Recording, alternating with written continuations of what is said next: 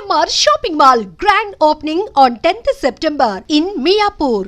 నువ్వు నీ career beginning నుంచి ఇప్పటి వరకు రెగ్యులర్గా నువ్వు ఒక ప్రొఫెషనల్గా ఫాలో అవుతున్న ఒక సూత్రం కానీ ఒక పద్ధతి కానీ ఓకే ఇది పర్ఫెక్ట్గా ఫాలో అది ఎథిక్స్ కావచ్చు లేకపోతే ఎనీ ఎక్సర్సైజ్ యాక్టింగ్ పరంగా ఎక్సర్సైజ్ కావచ్చు ఎనీథింగ్ నువ్వు రెగ్యులర్గా అప్పటి నుంచి వదలకుండా ఫాలో అవుతున్నా ఇదే బేసిక్గా మెథడ్ ఏదైతే ఉందో యాక్టింగ్కి సంబంధించింది అది మాత్రం రెగ్యులర్గా అంటే ఎప్పటికప్పుడు ప్రాక్టీస్ చేసుకోవాలంటారు కాన్స్టెంట్గా. ఎలా చేస్తుంటావు అది ఇంట్లో కూర్చొని ఇప్పుడు క్యారెక్టర్ ఏదైనా ఉందనుకో ఇప్పుడు నువ్వు వచ్చావు ఇప్పుడు నేను చూస్తాను స్కానింగ్కి అలవాటు అంటారు ఒక యాక్టర్కి ఒక ఉండాల్సిందో ఉండకూడని లక్షణం నాకు తెలియదు కానీ వాట్ ఐ ఫీల్ ఇస్ వెంటనే చూస్తే స్కానింగ్ చేస్తాం బాడీ లాంగ్వేజ్ ఏంటి అది ఎప్పుడైనా ఎక్కడైనా ఉపయోగపడుతుంది.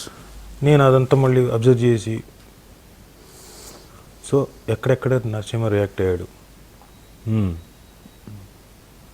చెప్పు ఎక్కడ ఉపయోగపడుతుంది అనుకున్నావు ఇవన్నీ స్కాన్ అయిపోతుంటాయి అది మళ్ళీ రిపీట్ చేసుకుంటాను. నీ ఇప్పుడు దీంట్లో ఈ మాట్లాడుతున్న దీంట్లోనే ఇంత ఉందనుకో కాసేపు అయిన తర్వాత ఇంకా ఎక్కువ ఆలోచిస్తాను ఇంకా ఏంటి డీటెయిలింగ్ ఏంటి ఇంకేంటి ఇవన్నీ రెగ్యులర్గా దాన్ని ఎవరు లేనప్పుడు బహుశా నేను అందరి ముందు చేయకపోవచ్చేమో కానీ 4 గోడల మధ్య నువ్వు కూర్చున్నప్పుడు కూడా అది మళ్ళీ రిపీట్ చేసుకుంటావు ఊరికే. ఓకే అది రెగ్యులర్గా చేస్తున్నది. అండ్ కొన్ని ఎథిక్స్ ఏదైతే మా నాన్న ముందు నుంచి చెప్పున్నాడో యాక్టింగ్ పరంగా అది కమిట్మెంట్ ఒకటి కమిట్ అయితే దానికి స్టిక్ అయి ఉంటుంది. ఇది మాత్రమే నన్ను కాపాడుతూ వచ్చింది. ఒకసారి ఇన్ఫ్యాక్ట్ అందరు అడిగారు బాహుబలి ఎందుకు చేయలేదు యాక్చువల్గా బాహుబలి నుంచి నాకు రాజమౌళి దగ్గర నుంచి పిలుపు వచ్చింది. నేను కరెక్ట్గా ఆ టైంలో మా ఫ్రెండ్ సినిమా ఒకటి చేస్తున్నాను చిన్న సినిమా ఒకటి ప్రొడ్యూస్ చేస్తుంటే తన కోసం కమిట్ అయ్యాను. I'm talking about 3 years back సంగతి చెప్తున్నాను. బిగినింగ్ ఆఫ్ బాహుబలి జరిగేటప్పుడు కంటిన్యూస్గా 3 రోజులు కావాలన్నారు. అదేంటంటే సాటర్డే ఫోన్ చేశారు మండే ట్యూస్డే వెడ్నెస్డే కావాలన్నారు. అప్పటికి నేను కంటిన్యూస్గా వీళ్ళకి డేట్లు ఇచ్చున్నా 12 రోజులు నువ్వు ఇస్తే నేను చేసుకుంటాను సినిమా అది ఒక సినిమా మధ్యలో అయిపోతే అది మళ్ళీ తీసుకొని వేరే వాళ్ళు తీసుకొని కంటిన్యూ చేస్తున్నాయి. సో నేను గట్టెక్కాలంటే నేను డబ్బులు పెట్టుకుని చేయాలి మిగతా వాళ్ళు డేట్లు అడిగి తీసుకుంటున్నా నువ్వు హెల్ప్ చేయాలి మేజర్గా. సార్ ఫ్రెండ్ అడిగాడు ఓకే చేస్తాను. సడన్గా వచ్చింది ఈ డేట్లు వచ్చింది. పాపం వీళ్ళు ఏంటంటే నీకు వచ్చింది కదా పిలుపు వాళ్ళ పెద్ద సినిమా కదా నువ్వు అక్కడికి వెళ్ళావు సరే 2 రోజులు అడ్జస్ట్ చేయగలిగారు. 3 రోజుల్లో 2 రోజులు అంటే ట్యూస్డే వెడ్నెస్డే ఇస్తాను మండే కనీసం హాఫ్ డే మనకు వర్క్ చేసి వెళ్ళాలన్నారు.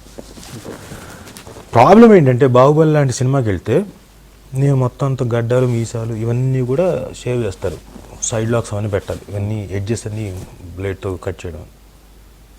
ఈ పోనీ ఇది చేసిన తర్వాత మళ్ళీ ఇక్కడికి వచ్చి వెంటనే చేయగలుగుతామా చేయలేము మళ్ళీ ఇంకొక 15 రోజులు 20 రోజులు ఆగిపోవాల్సి వస్తుంది.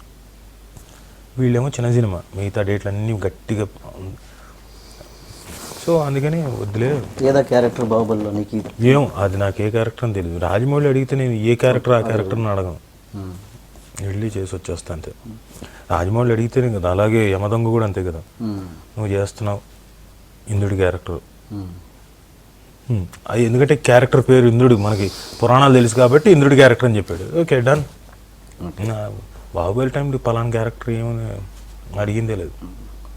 ఈగ టైంలో అది షూటింగ్ స్టార్ట్ కాకముందు సుదీప్ క్యారెక్టర్ నీకు అనుకున్నారని నాకు వెనుకడి ఏమో నాకు తెలియదు. సో బిగినింగ్లో తర్వాత అంత ఏది వెరీ బిగినింగ్ స్టేజ్ అయి ఉండొచ్చేమో ఎందుకంటే బహుశా ఎందుకంటే యూజువల్గా అలా ఏం లేదు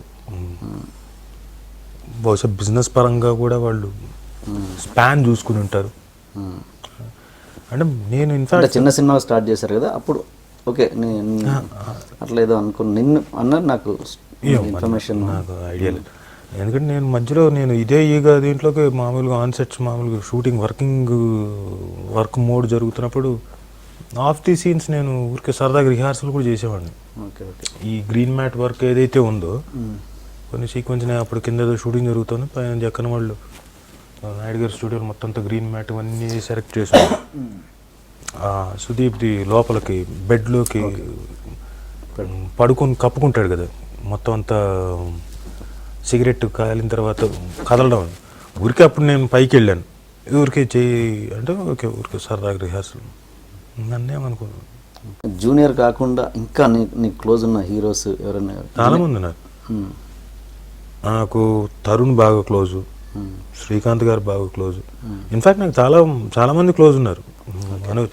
ఒక్కొక్కరు ఒక్కొక్క ఫేజ్ ఆఫ్ టైంలో వాళ్ళు బిజీ అయిపోతారు, ఎవరి పనుల్లో వాళ్ళు పడతారు. ఇప్పుడు ఎవరు వెళ్ళినా కానీ నన్ను చాలా ఆప్యాయంగా చాలా దీనిగా పలకరిస్తారు. మరీ అంతగా నాతోటి ఎవరు ఓకే.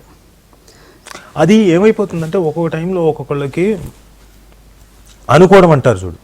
ఇప్పుడు ఇందాక ఎగ్జాంపుల్గా నువ్వు చెప్పినట్టు సుమా వాళ్ళ ఆయన రాజీవ్ కనకాల ఎలా ఉంటుందని, అలా ఒక టైంలో జూనియర్ ఎన్టీఆర్ రాజీవ్ బాగా జాన్ జిగిరి జప్పన్ జిగిరి అనుకున్నారు. అలాగే క్లోజ్ అవి ఉండొచ్చు.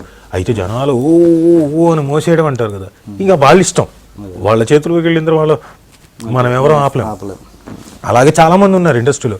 నేను చెప్పినా కానీ ఎవరు వాళ్ళిద్దరేనండి అంతేనా, ఇంకా అంతే కదా.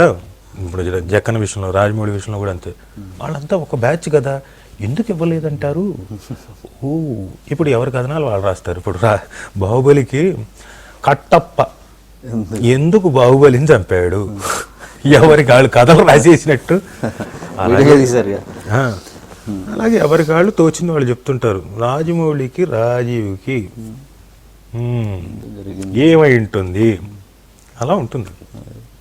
సరే, ఇప్పుడు కొత్తగా వచ్చే నటులకి ఒక బాగా ఉంది కాబట్టి ఎక్స్పీరియన్స్, కొత్తగా వచ్చే నటులకి అసలు నువ్వు ఎన్నో చూసుంటావు, ఏంటి వీళ్ళు వచ్చారు అంతా వేస్ట్ చేసుకుంటున్నారు లైఫ్, అలాంటి వాళ్ళకి కెరీర్ పరంగా ఎలా నువ్వు ఒక ఎక్స్పీరియన్స్డ్ కాబట్టి ఒక బేస్ ఉంది కాబట్టి వాళ్ళకి నీ యొక్క సూచనలు చెప్పు.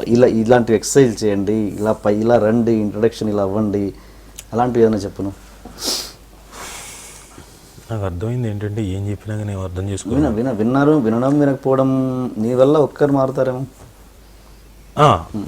అలా అయితే ఓకే, దానికి సవినయంగా మాత్రం ఒకటి చెప్పగలుగుతారు. హార్డ్ వర్క్, కష్టపడాలి.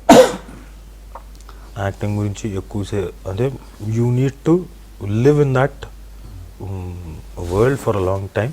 దాని మీదే కష్టపడాలి, దాని గురించి ఆలోచించాలి, దాన్ని ప్రాక్టికల్ రూపంలోకి తీసుకొచ్చి పెట్టాలి. ఇవన్నిటితో అంటే ఈ టాలెంట్తో పాటు కొంచెం అణుకువ మోర్ పబ్లిసైజ్ చేసుకునే విధానం తెలియాలి. బ్యాక్ సపోర్ట్ లేకపోతే ఎవరో ఒకళ్ళు, అంటే సమ్వన్ షుడ్ బి, ఎందుకంటే యాక్టర్ లాగా ఉండాలి. బ్యాక్ సపోర్ట్ ఎవరో ఒకళ్ళు, ఫైనాన్షియల్ ఆస్పెక్ట్ చూసేవాళ్ళు ఇంకొకళ్ళు సపరేట్గా ఉండాలి. ఉన్నవాళ్ళు సక్సెస్ఫుల్ అవుతారు. లేని వాళ్ళకి ఏంటంటే సపోర్ట్ లేదనుకో, ఎంతసేపు నేను యాక్టింగ్లోనే ఉంటాను. ఇప్పుడు నాకున్న మైనస్లు అంటే నాకు నా అనుకునే వాళ్ళు అంటారు చూడు, నా తమ్ముడు లేకపోతే బాబు లేకపోతే ఇంకొకళ్ళు ఎవరో ఒకళ్ళు ఉండాలి, నా ఫ్రెండో ఎవరో ఒకళ్ళు. నాకు లేరు అలా. I need to fight my own this thing. So అలా ఎవరైనా ఉండుంటే వాళ్ళు ప్లాన్ చేసేవాళ్ళు, ఫైనాన్షియల్ ఆస్పెక్ట్ కానీ, ఆ మార్కెట్ చేయడం కానీ, ఇంకోటి నెక్స్ట్ లెవెల్కి ఎలా తీసుకెళ్ళాలి. ఇప్పుడు బహుశా నేను చేసిన సినిమా మంచి సినిమానే, నేనేదో కింద మీద పడి అది 50 రోజులు ఆడితే నేను చూడగలిగేది అంతవరకే. ఆ తర్వాత దాన్ని మళ్ళీ ప్రమోషన్ ఏమైంది ఏంటి పట్టింపులు ఏమి ఉండవు కదా, వదిలేస్తాం. నెక్స్ట్ సినిమాకి వెళ్తాం, గొడేదో నా భవన్లో నా అడవిలో ఉంటాను, దీని గురించి ఆలోచన. అలా ఎవరో ఒకళ్ళు ఉండాలి, చూసేవాళ్ళు ఉంటే పబ్లిసైజ్ చేసుకోగలిగితే. ఎక్కువ శాతం మాత్రం యాక్టర్ అవ్వాలనుకున్న వాళ్ళు యాక్టింగ్ గురించి సాధన ఎక్కువ చేయాలి. అదే చెప్పమంటున్నాను. సాధన, దానికి ఫిజికల్ ఫిట్నెస్ కానివ్వండి, మేజర్గా అంటే నేను ఎక్కువ మైమ్ చేసేవాడిని. మిగతా వాళ్ళు నీకు తెలుసు మైమ్ తాలూకు ఇంపార్టెన్స్ ఎలా ఉంటుంది. సో ఫిజికల్గా ఈచ్ అండ్ ఎవ్రీ నరాన్ని అంటే ఎక్స్ప్రెషన్ని కంట్రోల్ చేయగలగాలి ఎక్స్టర్నల్గా. అది బేసిక్గా బ్రెయిన్లోంచి వచ్చే థాట్ని ఇక్కడికి ఎలా ట్రాన్స్ఫార్మ్ చేస్తాం, ఇది బాగా తెలియాలి, ప్రాక్టీస్ చెయ్యాలి. అందరూ గొప్ప నటులను చూడాలి, వాళ్ళు చేసే దీన్ని మళ్ళీ రిపీట్ చేసుకుని సాధన. కొన్నిసార్లు పిచ్చోళ్ళు అనుకునేవాళ్ళు నన్ను. బండి మీద వెళ్తూ పంజగుట్ట సెంటర్లో ఆపేసేవాడు. అప్పట్లో హెల్మెట్లు, ఇప్పుడు కూడా ఎవరు వాడలేదు కానీ వాడండి హెల్మెట్లు. అంటే అప్పుడు లేదు కదా, మనం యాక్టర్ కాబట్టి హెయిర్ స్టైల్ ఇవన్నీ ఏదో ఒకటి అనుకుంటుండేవాడిని. ఏదో చూస్తూ పక్క నుంచి ఎవరో ఆటోలోంచి ఇదేంటి పిచ్చోడో ఏంటి ఏదో నవ్వుకుంటూ లేకపోతే ఇలా చూసి ఇలా అని చెప్పేసి సడన్గా ఎక్కడో ఇలా మాట్లాడుతూ సడన్గా చూసి ఓరి అమ్మ వీళ్ళు నన్ను అనుకుంటున్నారా, నేనేమైనా వీళ్ళని చూసి అనుకున్నారా, ఇలాంటివి చాలా సంఘటనలు జరిగాయి. సో కాన్స్టెంట్ కష్టపడమే. అదే. And for more videos, Please subscribe to iDream. Please subscribe to iDream. Please subscribe iDream. And please subscribe to iDream. For more videos, subscribe to iDream. please like, share and subscribe to the channel. Congratulations, iDream. Subscribe to iDream. Subscribe to iDream. So subscribe to iDream Media. iDream ki iDream team andarki huge congratulations. Please subscribe iDream Media. Please subscribe to iDream. Subscribe iDream. Please subscribe to iDream. iDream అంటే నా కళల ఛానల్ను subscribe చేసుకున్న నోరు తిరుగుతలేదు, మీరైతే గంట గుర్తు కొట్టండి. For more such videos, please subscribe to iDream. Subscribe to iDream. Please subscribe to iDream. Please subscribe iDream Media. Please do subscribe to iDream. Please subscribe to iDream Media. For best entertainment and information, please subscribe iDream. And don't forget to subscribe to iDream.